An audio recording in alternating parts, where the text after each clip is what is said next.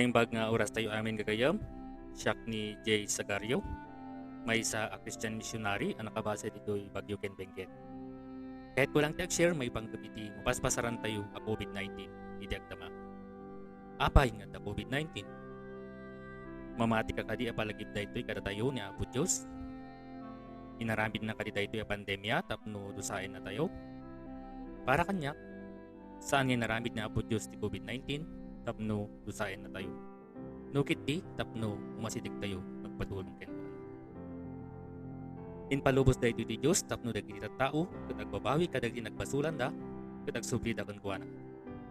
Makuna tayo mo't a blessings da ito'y para kadagiti mamati, ngem dusa para kadagiti san mamati ken Apo Diyos. Ngamin, nusan pay lang agdayaw nga nagpakumbaba ti tao ken Apo Diyos, matay da ang awan ti mangisalakan kadakwada. Mas importante ti kararwa ngem ti pisikal na bagitay. Sigon itinasanto na surat manipod iti libro ni Mateo 16:26 kunana, kadaya magungguna ti tao no matagikuan na ti tero alubong no mapukaw na matibiyag na. Awan ti maiti ti tao apang subot iti biyag na. Namamati kayo apalagip ni Apo Diyos kada tayo ti COVID-19, sabay la kumangarot tatalikudan tayo dagiti mati ugali tayo. Anya dagiti nasken na balbaliwan tayo, umuna ti kinaulbod. No sikaket managulbod, sapay kumatagbalin kan anapudno. Takunanay ti may kasya mabilin, di ka agsaksi iti ulbod na maibusor iti pada mata. May kadwa ko mabalbaliwan tayo, ket ti kinalastug wenno kinapasindayag. No sikaket napasindayag, sartingamon daytoy akab kagagalad. Takunanay ti libro ti Santiago 4:6, busuren ti Dios daytoy napasindayag, ngimited na ti adado parabor kadagiti napakumbaba. May katlo, ket ti panagbuya iti pornografiya wenno gold.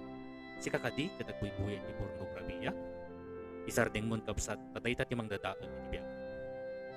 Umuna adadaolen na ti panunot mo, sumaruno iti puso. Kinuna ni Apo Jesus, no sa sinuman amang matmat iti maysa tao wenno babae ket garduman na, iti puso na ket nagpasudan iti pannak ti kamalala. Dagitoy met nagtinasken nga aramidon tayo. Umuna, agdayaw laeng iti maysa a Dios. Awaten tayo as ipupuso iti barwapiag, sagot ni Apo kada tayo, babaan ken ni Jesucristo.